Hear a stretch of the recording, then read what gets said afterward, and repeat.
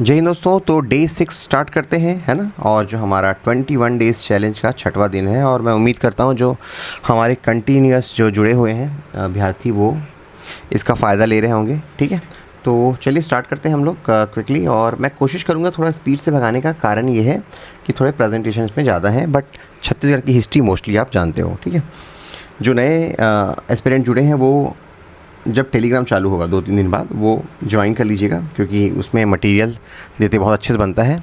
Second चीज़ जो आप लोग का डाउट रहता है, सर क्विज़ और ये जो क्वेश्चन कहाँ मिलेंगे, तो वो मैंने नीचे इस वीडियो के नीचे डाल दिया हूँ। ये क्या बोलते हैं, गूगल ड्राइव का लिंक। ठीक है, उसमें आपको सारे PDF क्वेश्चन सब चीज़ मिल जाएगा। एक बार टेलीग्राम चालू हो जाएगा मुझे आपसे कम्युनिकेट करने में आसानी होगी, बट ठीक है अभी कोई व्यवधान नहीं है। तो चलिए दोस्तों, हम लोग अब तक पढ़ चुके हैं छत्तीसगढ़ में जो राजवंश थे। अब हम लोग पढ़ रहे हैं ऐसे राजवंश जो कि छत्तीसगढ़ में के स्थानीय थे, लोकल थे, है ना। तो इस साल प्रश्न भी आया था 8 मार्क्स का मेंस में कि छत्तीसगढ़ के जो लोकल डायनेस्टी है उनके बारे में लिखिए। तो उम्मीद करता हूँ आपने पूरा पेज भर दिया होगा 8-9 लोगों से। ठीक है, तो चलिए स्टार्ट करते हैं हम लोग। राजर्षि तुल्य कुलवंश का परिचय दे देता हूँ मैं आपको कि ये 5वीं से 6वीं शताब्दी में था। इनके जो संस्थापक थे उनका नाम शुरा था। ठीक है, और राजधानी इनकी आरंग थी। ठीक है, इनकी राजमुद्रा थी सिंह, और अपने आप को ये क्या बोलते थे, राज्य योगी, है ना। राजयोगी, कई जगह आपने सिर्फ राजयोगी देखा होगा, बात एक ही है। समकालीन वंश कौन था आपका, शरभपुरी वंश जो थे इनके समकालीन थे, मतलब एक टाइम में ही इनका राज चल रहा था अलग अलग लोकेशन में। जैसे ये आरंग में है, वो सिरपुर में थे। छत्तीसगढ़ का पहला क्षेत्रीय राजवंश होने का टाइटल इनको क्रेडिट जाता है। ठीक है, तो इनका जो सबसे बड़ा एविडेंस है ना, वो है आपका भीमसेन द्वितीय का आरंग ताम्रपत्र। ठीक है, तो कई बार क्या पूछ देता है कि आरंग ताम्रपत्र में क्या जानकारी मिलती है नाम ना देते हुए। ठीक है, तो भीमसेन द्वितीय के द्वारा जारी किया गया था, और इसमें हमें 2 जानकारी मिलती है। एक तो पहले हमें ये जानकारी मिलती है कि इनके जो 6 वंशज हैं, मतलब इंक्लूडिंग भीमसेन द्वितीय, है ना, मतलब भीमसेन से पहले के 5 पूर्वजों का नाम पता चलता है। उसके बाद इन्होंने भट्ट स्वामी नाम का जगह जो था भूमि दान किया था, है ना, वो भी जानकारी हमें मिलती है। ठीक है, तो वो चीज़ें हम लोग देख लेते हैं। तो देखिए, सबसे पहले तो क्या था, सबसे जो संस्थापक था शुरा था। उसके बाद आता है दयित, उसके बाद आता है विभीषण, भीमसेन प्रथम, दयित 2 और भीमसेन 2, है ना। तो इसको आपको रटना रहेगा क्योंकि सीक्वेंस पूछा गया है एग्ज़ाम में। शुरा, उसके बाद दयित प्रथम, उसके बाद क्या आएगा विभीषण। ठीक है, उसके बाद क्या आएगा आपका भीम 1, दयित 2 और भीम 2। ठीक है, तो इस टाइप का आपको याद रखना है। नेक्स्ट आते हैं दोस्तों, ताम्र पत्र है आरंग का। ठीक है, उसके बारे में तो यही चीज़ था, उसके बारे में थोड़ा डिटेल से हो सकता है 2 नंबर से में पूछ दिया जाए। तो जारीकर्ता लिखिएगा भीमसेन द्वितीय। उसमें लिखा है आमे स्वस्ति सुवर्ण नद्या सर्व सद्राजर्षि तुल्य कुल प्रभाव कीर्ति, मतलब वही कि सुवर्ण नदी के किनारे इसको लॉन्च किया गया है और ये राजर्षि तुल्य का प्रभाव बताता है। जानकारी 6 शासकों का मैंने बता दिया, और साथ में दान किया था इन्होंने हरि स्वामी और बप्प स्वामी को। ठीक है, वप लिखता है, कहीं बप लिखता है। ठीक है, एक ही वप स्वामी को भट्टपालिका नामक ग्राम। ठीक है, दिस इज़ इंपॉर्टेंट फैक्ट जो आपको याद रखना होगा, ये एक बार एग्जाम में आया हुआ है ये फैक्ट। ठीक है, संवत ये इन्होंने गुप्त संवत फॉलो किया है। ठीक है, याद रखेंगे, इतना ही है। पर्वत द्वारक, फिर इनके बाद आता है पर्वत द्वारक। इन्होंने भी 5वीं शताब्दी में राज किया, और कहाँ पे किया, इनका जो कार्य क्षेत्र था वो तेल नदी के आसपास था। ठीक है, जो देवभोग है ना वहाँ पे, तेल घाटी की बोलना चाहिए, तेल घाटी के आसपास था देवभोग गरियाबंद जो है वहाँ पे, रायपुर का दक्षिण क्षेत्र। राजधानी क्या थी इनकी, इनकी राजधानी थी तारंभक। ठीक है, इसको भी याद करिएगा, राजधानी तारंभक को। उसके बाद ये जो उपासक थे वो थे स्तंभेश्वरी देवी जो है उसके उपासक अपने आप को मानते थे। और जो ये इनका पर्वत द्वारक है ना, उसकी समानता कालाहांडी के परथला नामक स्थान से की जाती है। ठीक है, वो पीछे आएगा। इनका जो जानकारी का स्रोत है 13 सिंघा ताम्रपत्र है, जिसको आप याद रखेंगे क्योंकि ताम्रपत्र से ही आप पढ़ते हो चीज़ों को, है ना। तो 13 सिंघा ताम्रपत्र से पता चलता है कि तेल घाटी में ये राज करते थे। ठीक है, इनके जो प्रमुख शासक हैं सोमन राज और तुष्टिकर, इन दोनों के बारे में हमें जानकारी मिलती है। ठीक है, तो इसमें 13 सिंघा ताम्रपत्र में ना 2 शासकों के नाम तो लिखे हैं, एक तो सोमन राज है और दूसरा है तुष्टिकर। ठीक है, तो उसमें ये भी लिखा गया है कि सोमन राज की जो माता थी ना, कौस्तुभेश्वरी जो थी, उनको दाह ज्वर से पीड़ित थी, मतलब उनको बुखार था, फीवर था। ठीक है, तो सुमन राज ने क्या किया, देवभोग है ना, जो रायपुर ज़िले में जो देवभोग है क्षेत्र को दान किया था। और दूसरे संस्थापक जो तुष्टिकर थे वो तारभ्रमक से पर्वत द्वारक नाम ग्राम मतलब पर्वत द्वारक नामक एक गांव को दान किया था। ठीक है, तो ये कुछ चीज़ें हैं। तो पर्वत दान करने के कारण ना इनका नाम पर्वत द्वारक वंश पड़ा। ठीक है, तो यहीं पे दिया गया है 13 सिंहा जो ताम्रपत्र है उसमें मैंने बताया 2 शासक के नाम दिए हैं। सोमन राज, तो इसकी माता जो था कौस्तुम्भेश्वरी थी, उसको ज्वर हो गया था, तो इन्होंने उस टाइम ये देवभोग का स्थान जो है दान दिया था। दूसरे राजा हैं तुष्टिकर, तो इन्होंने पर्वत द्वारक जो नाम है नामक जो ग्राम था उसको दान किया था। ठीक है, तो पर्वत द्वारक का मैंने बताया परथला नाम का एक स्थल है कालाहांडी में, उससे तुलना की जाती है, मैटर नहीं करता।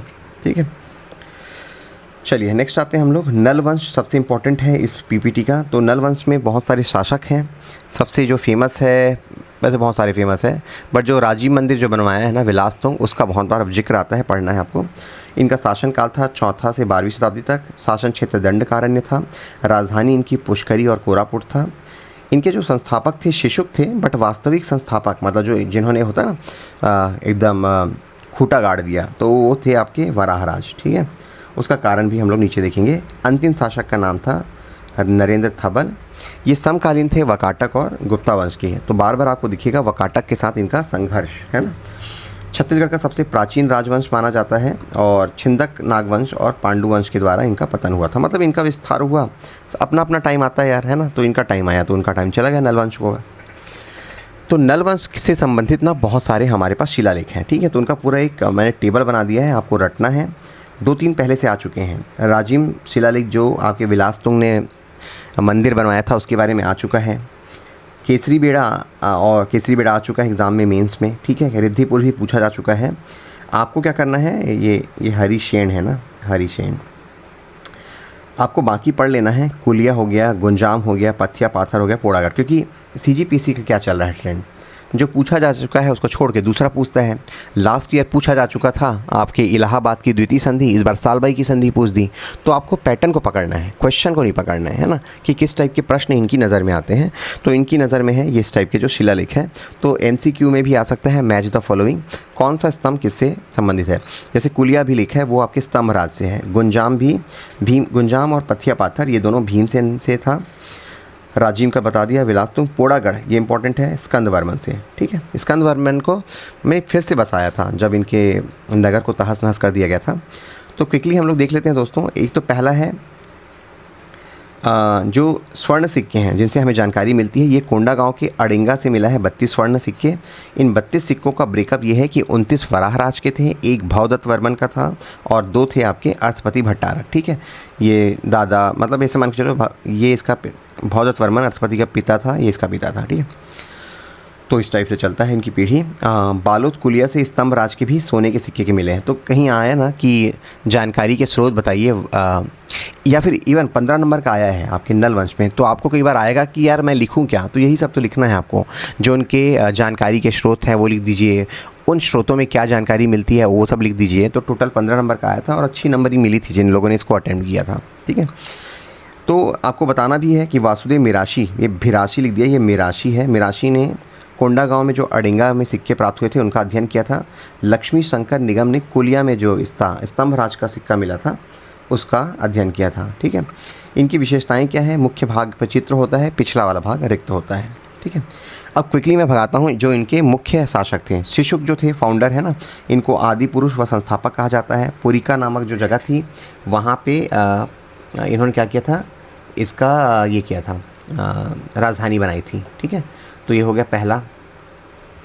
और वकाटक के ये विंध्य शक्ति के पुत्र प्रवरसेन के वो थे, समकालीन थे, छोड़िए उसको। वायु पुराण में क्या दिया है आपको नल वंश के बारे में, ये बोला गया है नल वंश के बारे में, इनको नलों को कौशल व नैषेध प्रदेश का स्वामी माना गया है। तो ये जानकारी हमें थोड़ी सी मिलती है इसके बारे में। ठीक है, 2 सेकंड, नैषेध का उल्लेख है, इसको छोड़िए, उतना इम्पोर्टेंट फैक्ट नहीं है। व्याघराज के बारे में देखिए, व्याघराज का आपने पढ़ा है, प्रयाग प्रशस्ति में वर्णन आता है कि समुद्रगुप्त जब आपके साउथ में आक्रमण किए थे ना, तो हमें ये व्याघराज को इन्होंने हराया था। ठीक है, और प्रयाग प्रशस्ति में ये वर्णन मिलता है कि दक्षिणापथ विजय के टाइम व्याघ्रराज को हराया, इसीलिए व्याघ्र हंता का टाइटल भी समुद्रगुप्त को मिलता है। और ग्रहण मोक्ष अनुग्रह नीति ये इन्होंने किसके लिए बनाया था? जो दक्षिण के 12 राज्यों को हराया था ना, उसके लिए ये नीति अपनाई थी। उनको हराया, उनको जीता और उनको माफ़ करके उनका राज्य वापस कर दिया था। ठीक है। उसके बाद आते हैं वृषभ राज, उतना इम्पोर्टेंट नहीं है ना। ध्वज भी बोलते हैं, वृषभ राज भी बोलते हैं। ठीक है, 2 3 नाम रखे हैं, तो वे नॉट वेरी इंपॉर्टेंट। इसका यही है कि वृषभ राज की एक मुद्रा भींटा से मिला है। अब भींटा कहाँ पे, ये किताब में नहीं लिखा है, तो इम्पॉर्टेंट नहीं है। वराह राज का याद रखिएगा। वराह राज क्या है? नल वंश का वास्तविक संस्थापक कहा जाता है। और 29 स्वर्ण सिक्के मिले हैं। कहाँ से? कोंडा गांव के अड़ेंगा से। ठीक है। सिक्कों पे क्या है? श्री वराह राज से लिखा है, तभी हमें पता चलता है कि ये वराह राज का है। ठीक है। और सिक्कों में नंदी का अंकन है, जो दिखाता है कि ये शैव धर्म को मानने वाले हैं, शिव को मानते थे। ठीक है। इनको क्या हुआ था? नरेंद्र सेन ने पराजित किया था। ठीक है।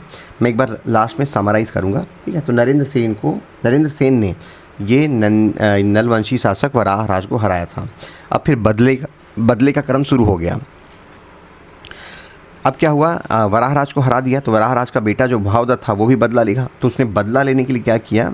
वहाँ पे आक्रमण किया और नरेंद्र सेन को हरा दिया। ठीक है। तो भावदत्त वर्मन ने टाइटल हासिल किया है महाराजा भट्टारक महेश्वर त्रिपिता का ध्वज। ठीक है। धर्म था, ये भी शैव धर्म को मानते थे, कार्तिक की पूजा करते थे, शिव की पूजा करते थे। इनका जो राज्य था महाराष्ट्र से उड़ीसा तक फैला था, बरार से कोरापुट तक। इन्होंने वकाटक नरेंद्र सेन को पराजित किया, नंदीवर्धन में आग लगा दी, पूरा तहस नहस कर दिया। ठीक है। पत्नी का नाम अचाली भट्टारिका, नॉट इम्पॉर्टेंट। पुत्र इसके 2 थे, एक था अर्थपति भट्टारक, दूसरा था स्कंदवर्मन। ठीक है। तो पोड़ागढ़ शिलालेख से क्या पता चलता है हमें कि नलों का पहला शिलालेख है ये। क्यों? उसके पहले जो मिले थे वो ताम्रपत्र थे। ठीक है। जो हमने बताया ना कि रिद्धिपुर, अर्थ और वो केसरी बेड़ा, वो सब ताम्रपत्र थे। लेकिन पहले जो शिलालेख है पोड़ागढ़ का शिलालेख है, जो नलों का पहला शिलालेख माना जाता है। ठीक है। इसको वो स्वर्ण काल कहा गया है। किसके टाइम को? वराह राज को। ठीक है। अब आते हैं, अब वराह राज को तो हरा दिया, भावदत्त वर्मन ने तो हरा दिया किसको? आपके नलवंश का स्वर्णकाल इसको कहा गया है। भावदत्त वर्मन ने हरा तो दिया नरेंद्र को, तो अब नरेंद्र का बेटा आ जाएगा कौन? पृथ्वीदेव द्वितीय, है ना। तो पृथ्वीदेव द्वितीय जो है उसने अर्थपति को मार दिया और उसकी राजधानी को तहस नहस कर दिया। ठीक है। तो ये एक इम्पॉर्टेंट फैक्ट है जो आपको याद रखना है। ठीक है। ठीक है। तो इसकी जानकारी हमें किससे मिलती है? अर्थपति भट्टारक का हमें जानकारी मिलती है केसरी बेड़ा ताम्रपत्र से। ये एग्ज़ाम में आया हुआ है, तो याद रखिएगा। और इसने उपाधि धारण की थी भट्टारक, तभी तो अर्थपति भट्टारक बोलते हैं ना। महेश्वर हो गया, महासेनापति, ये सब उनके उपाधि हैं। पुष्करी में इसकी राजधानी थी। शैव धर्म को ये भी मानते थे और इसको हराया था पृथ्वीसेन द्वितीय ने। ठीक है। और इन्होंने क्या किया था? केसलक नामक जो ग्राम था वो ब्राह्मणों को दान में दिया था। ये फैक्ट आप याद रखेंगे, क्योंकि वो प्रश्न इस टाइप से आया था 2 या 4 नंबर का कि अर्थपति भट्टारक की क्या बोलना चाहिए, उनका वो बताइए महत्व या फिर वर्णन कीजिए, इस टाइप का आया था, है ना। सक्सेस का वर्णन कीजिए, तो यही सब चीज़ लिखो कि भाई उनके कार्यों का वर्णन कीजिए टाइप का, है ना।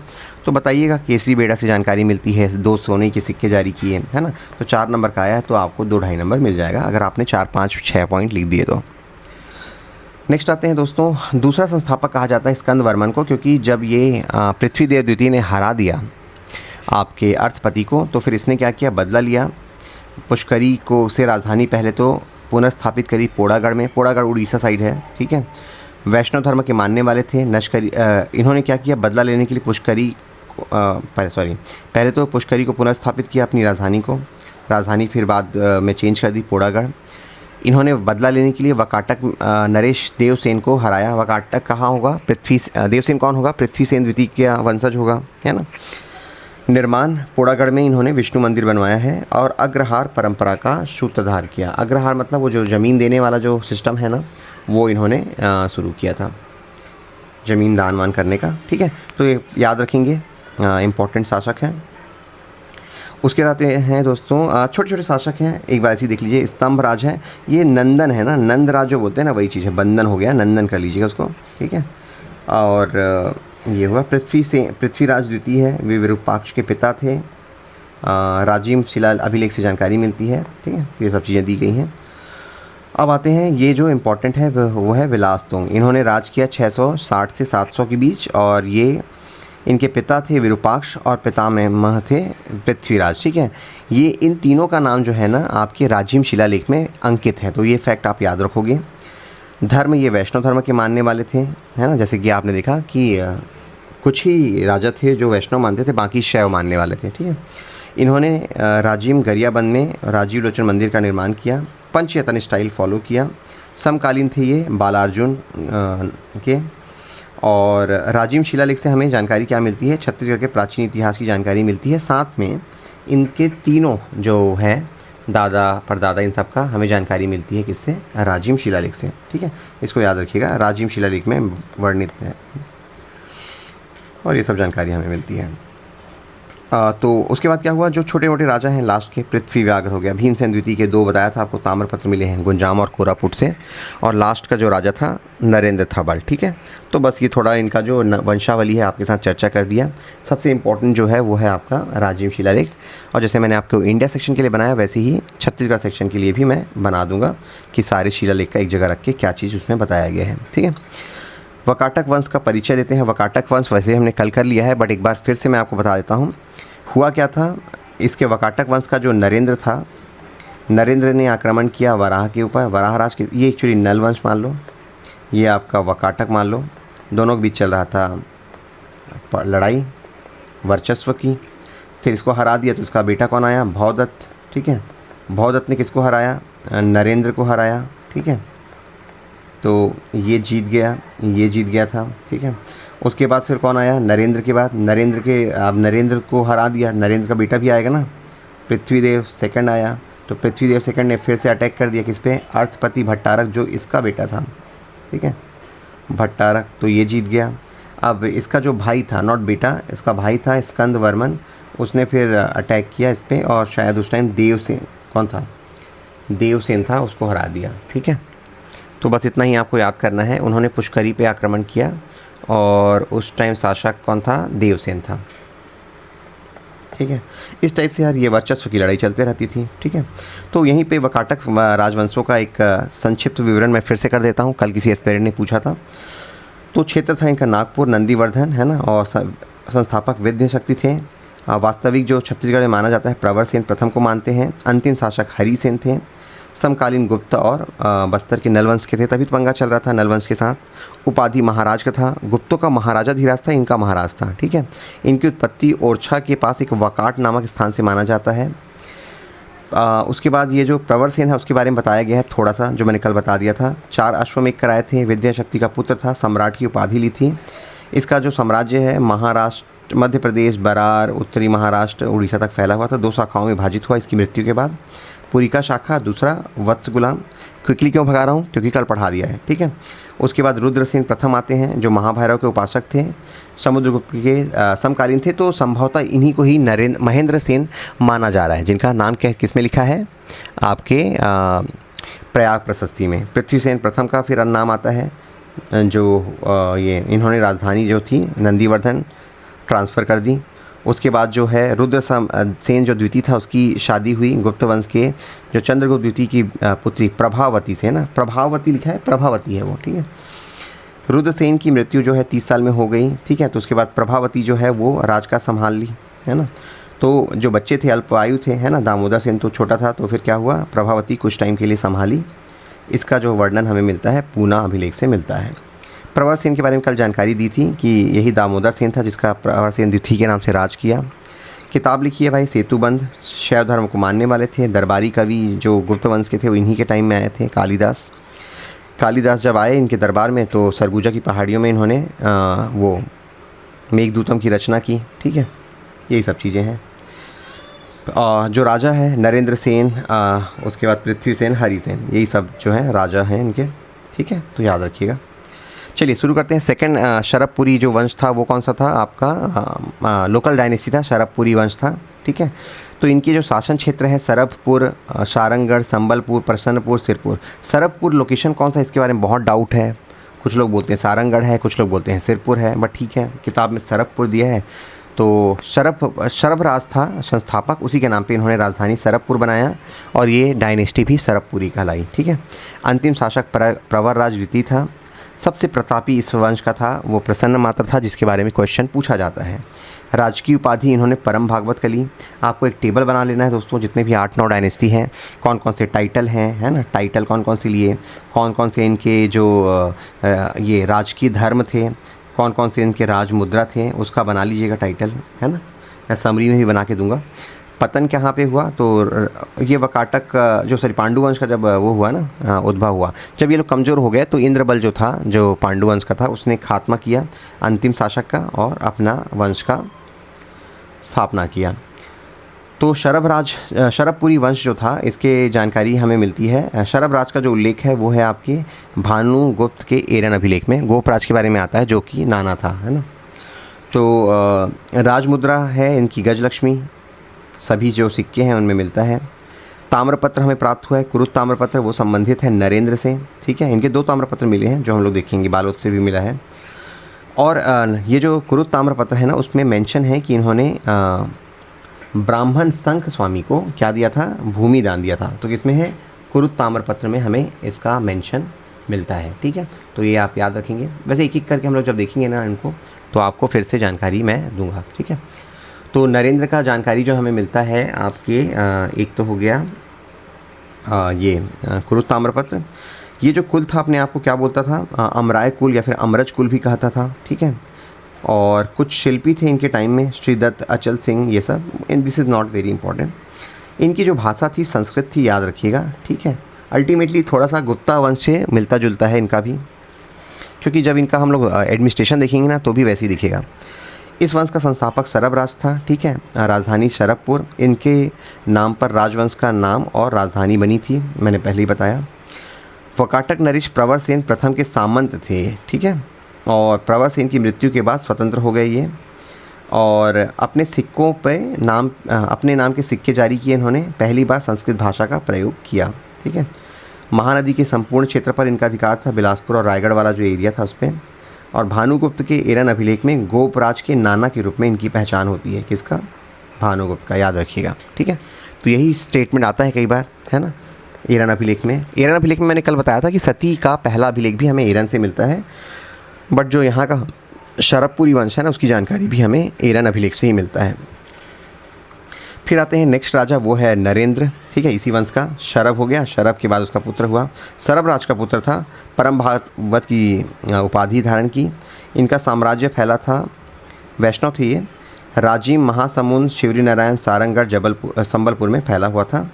इनकी मुद्रा पे अंकित था खड़ग धारा जित भुवय, मतलब तलवार से पूरा विश्व इसने जीतने वाला था। ठीक है। मुद्राओं पे गज भिषी लक्ष्मी का है। और इनके 2 ताम्रपत्र हैं, एक है आपका पिपरदुला, मैंने शायद बालोद बोल दिया था, मुझे माफ़ कीजिएगा। दूसरा है कुरुद। ठीक है। तो पिपरदुला वाला है वो तीसरे वर्ष अपने राजकाज के तीसरे वर्ष में जारी किया था, और दूसरा है कुरुद जो कि राजकाज के 24वें वर्ष में। एक लेस नोन है क्योंकि इसमें तिथि नहीं लिखा है, तो वो है मल्हार में एक ताम्रपत्र प्राप्त हुआ है। ठीक है। तो ये जो तीनों ताम्रपत्र हैं उसको याद रखिएगा। तीनों ताम्रपत्र में क्या क्या है, तो कुरुत ताम्रपत्र के बारे में लिखा है, मतलब इसे आप ये जान सकते हो कि इनका रजत जयंती वर्ष चल रहा होगा, है ना। उसमें ये लिखा है कि इन्होंने क्या किया था, ये चुडाला सीमा में जो केशवक नामक जो ग्राम था ना, वो परम भट्टारक द्वारा भाश्रुत स्वामी को, ब्राह्मण को दान में दिया था। ठीक है। कौन सा वाला, जैसे ये है कुरुद वाला, इसमें इसने भाश्रुत स्वामी, ठीक है, बड़ा ही वियर्ड नाम है, इसको दान किया था। ठीक है। तो ये ताम्रपत्र बताता है। पिपरदुला क्या बताता है, पिपरदुला बताता है कि भोगपति राहु देव ने नंदपुर भोग में स्थित सरकराप्रद नामक ग्राम दान में दिया, है ना। तो ठीक है, उतना कुछ इंपॉर्टेंट नहीं है। 2 ताम्रपत्र थे, उसको याद रखिए। अब आते हैं दी मोस्ट इंपॉर्टेंट, वो है आपका प्रसन्न मात्रा। इससे क्वेश्चन बना है। तो ये भी भागवत को मानने वाले थे, सर्व प्रतापी थे, और इनके 116 से ज़्यादा सिक्के हमें प्राप्त होते हैं। इनका जो राजकाज था ना, कटक से महाराष्ट्र के चांदा तक फैला था, है ना। मतलब छत्तीसगढ़ का राजवंश तो ठीक है, बट ये महाराष्ट्र और उड़ीसा में भी इनका फैला हुआ था। यही सब फैक्ट को लेके मैंने 4 नंबर में 2 नंबर कमा लिए थे। जब ये क्वेश्चन आया था कि बताइए शंख चक्र और गदा, क्या गरुड़ से आप क्या समझते हैं, ठीक है। तो कनेक्ट करना ज़रूरी आता है दोस्तों, और ये तभी पॉसिबल है जब आप चीज़ों को मल्टीपल रीडिंग देंगे। तो ये जो सिक्के चलाए थे ना, उनमें ये अंकित थे गरुड़, शंख और चक्र, है ना, और नीचे प्रसन्न मात्र लिखा था, ठीक है। तो ये आपको याद रखना है कि जो इन्होंने सिक्के चलाए इनमें गरुड़, शंख और चक्र का चिन्ह था। ये दो चीज़ें सिग्निफाई करती हैं, एक तो पहला ये परम भागवत को मतलब ये वैष्णव धर्म को मानते थे, ठीक है, और सोने के सिक्के चलाए मतलब काफ़ी प्रतापी भी थे, ठीक है। नगर प्रसन्नपुर की स्थापना की निडीला के पास, जो मल्हार कहलाता है ना अभी, वही प्रसन्नपुर है, ठीक है, याद रखिएगा। राजधानी प्रसन्नपुर बनाया इन्होंने चेंज करके, मल्हार, है ना, जो मल्हार है। जेठानी मंदिर इन्हीं के टाइम का माना जाता है, ताला गांव में जो जेठानी मंदिर है। उसके बाद आता है जयराज। अब इसमें क्या, किताबों में यार बहुत सारी भिन्नताएं हैं। तो जयराज को बोलते हैं कई लोग, यही मनमात्र भी था, जयराज था, दुर्गराज था, इनके 3-4 नाम है माना जाता है। ये प्रसन्न मात्र का पुत्र था, ये भी परम भागवत का टाइटल लिया और वैष्णव को मानता था। इसके बारे में कुछ विशेष तो नहीं, बट ये ताम्रपत्र हैं, आरंग और मल्हार से प्राप्त हुए हैं। दुर्ग नगर की स्थापना, ये जो लोचन प्रसाद पांडे है वो बोलता है कि दुर्गराज ने दुर्ग नगर की स्थापना की है और देवरानी मंदिर का निर्माण इनके काल में ही हुआ है, ठीक है। ये सब कुछ चीज़ें बताई गई हैं। सुदेवराज, प्रवरराज इसके पुत्र, ये जो थे इनके पुत्र थे, सुदेव, प्रवर, व्याघराज, ठीक है। महासुदेवराज का देख लीजिए कि महासुदेवराज या फिर सुदेवराज बोल दीजिए, प्रसन्न मात्र का पौत्र था, ठीक है। और किसका बेटा था ये, जयराज का पुत्र था, मनमात्र का। सर्वाधिक 8 ताम्रपत्र इनके ही मिले हैं, 6 सरबपुर से मिले हैं, 2 सिरपुर से मिले हैं। राजधानी इन्होंने मल्हार को जो बनाया, जो इनके दादा का था वही, है ना। उप राजधानी सिरपुर को, सिरपुर से सुदेवराज सिरपुर के संस्थापक ऐसा बताते हैं कौन, अजय मिश्र शास्त्री।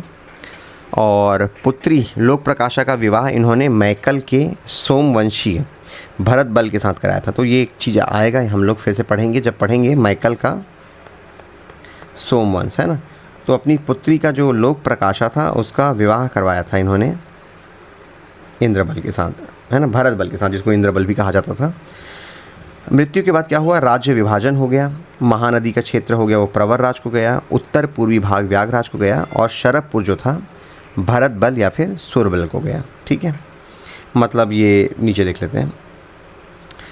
तो प्रवरराज कौन था, सुदेवराज का छोटा भाई था, ठीक है। इनके जो 2 ताम्रपत्र हैं उसको याद रखिएगा, एक है ठाकुर दिया से और दूसरा मल्हार से, ठीक है। इन्होंने शुरबल की उपाधि ली और शरभपुर को पुनः स्थापित किया। इनका भाई कौन सा था, व्याघराज, जो कि शरभपुर की सुरक्षा सौंप दी, ठीक है, उतना इम्पोर्टेंट नहीं है। दूसरा है व्याघराज, जो वही प्रवरराज का छोटा भाई था, ये सब ठीक है, आप स्किप कर सकते हो इसको, ठीक है। इसको याद रखिए, ये अंतिम शासक था प्रवरराज द्वितीय, जिसको इंद्रबल ने उसकी हत्या कर दी, ठीक है, और पांडु वंश की स्थापना हुई, ठीक है। तो यहाँ से पांडु वंश का कार्यकाल शुरू होता है, ठीक है दोस्तों। तो बस मैं शरभपुर का जो वो था ना प्रशासनिक ढांचा है उसको पढ़ देता हूँ, ठीक है। तो इनका क्या था, लगभग जो गुप्ता में पढ़े हैं ना वैसी है। तो पहले राज्य है, उसके नीचे राष्ट्र आता था, राष्ट्र के नीचे भोग आता था, भोग के नीचे आता था भुक्ति, और व्यक्ति नहीं है, भुक्ति, और उसके बाद आहार, फिर ग्राम, ठीक है। तो आप कैसे लिखोगे, राज्य, राष्ट्र, भोग, भुक्ति, आहार, ग्राम, ठीक है। भोगपति कहा जाता था भोग के स्वामी को, उसके बाद राज्य के स्वामी को राजा, और प्रांतिक, ठीक है। सर्वाधिकर्ता, प्रतिहार, और ये सब। शरभपुरी कालीन जो थे कुछ राजकीय शिल्पी थे, उनके बारे में देख लीजिएगा, क्योंकि जो अननोन फैक्ट है वही तो पूछता है। तो श्रीदत्त था, अचल सिंह थे, द्रोण सिंह थे, और ये जो ज्येष्ठ सिंह थे जो प्रसन्नपुर में निवास करते थे, गोल सिंह थे। तो हो सकता है एक प्रश्न पूछ दिया जाए कि ये लोग कौन थे, है ना। तो ये कौन थे, शरभपुरी कालीन आपके राजशिल्पी थे। और चलिए एक मिनट, पांडुवंश को नेक्स्ट लेक्चर में पढ़ेंगे। मैं आपको शैल वंश खत्म कर देता हूँ, छोटा सा है शैल वंश, और ये लेस इंपॉर्टेंट है, नहीं भी पढ़ोगे चलेगा, नहीं पूछता, किताब में दिया है इसलिए करा दे रहा हूँ। 7वीं 8वीं शताब्दी में किए, सूर्यवंश के नाम से जाना जाता था। और ये जो शैल वंश था इनका राजकाज था दुर्ग क्षेत्र में, ठीक है। और उपाधि इन्होंने महाराजा धीराज परमेश्वर का ले लिया, बड़े बड़े टाइटल हैं इनके, ठीक है। समकालीन थे शरभपुरी वंश के, दुर्ग और बालाघाट के क्षेत्रों में इनका फैला हुआ था। रघोली जो ताम्रपत्र था, इसको याद रखिएगा, ये शैल वंश से संबंधित है। ठीक है, आप जब किसी कोचिंग में टेस्ट दिलाओगे ना तो यही पूछता है वो। तो इनके जो शासक थे श्रीवर्धन, पृथ्वीवर्धन, जयवर्धन, श्रीवर्धन, जयवर्धन द्वितीय है ना, ये सब चीज़ें इनके शासक हैं, याद करने की ज़रूरत नहीं है। इनका पतन कैसे हुआ, एक सबसे इम्पॉर्टेंट चीज़ है जो आपके दिल्ली आईएएस के टेस्ट में पूछता है। सूर्य मंदिर का निर्माण करवाया था श्रीवर्धन ने। पतन का कारण क्या था, संभवतः उत्तराधिकारी न होने के कारण पतन हो गया। शरभपुरी वंश के स्थान पर छत्तीसगढ़ के प्रमुख क्षेत्रों में शासन किया। जयवर्धन कौन थे, विंध्य प्रदेश को जीता और रघोली ताम्रपत्र प्राप्त हुआ है, जयवर्धन के बारे में है जानकारी। ठीक है, तो यहाँ पे हम लोग ख़त्म करते हैं इस प्रेजेंटेशन को। बाकी फिर नेक्स्ट लेक्चर में हम लोग पांडु वंश के बारे में पढ़ेंगे काफ़ी डिटेल में। ठीक है, और एक दो डायनेस्टी बचे हैं, उसके बाद हमारा ये ख़त्म हो जाएगा। ठीक है, चलिए, थैंक यू। अच्छा 2 मिनट रुको, ये पांडु वंश के बारे में जानकारी तो दी है यहाँ पे।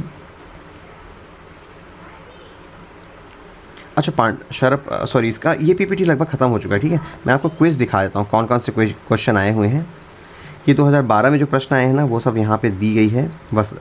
ये रानी वसाटा के बारे में दिया है, ये आपका पांडु वंश में आएगा, अभी नहीं आना चाहिए। समुद्रगुप्त हो गया, पांडु वंश हो गया। तो ये प्रश्न है दोस्तों, इसके मैंने सॉल्यूशन ऑलरेडी दिए हुए हैं। जो आपका ड्राइव है ना, गूगल ड्राइव का लिंक मैं कमेंट में डाल दूँगा, वहाँ से देख लीजिएगा।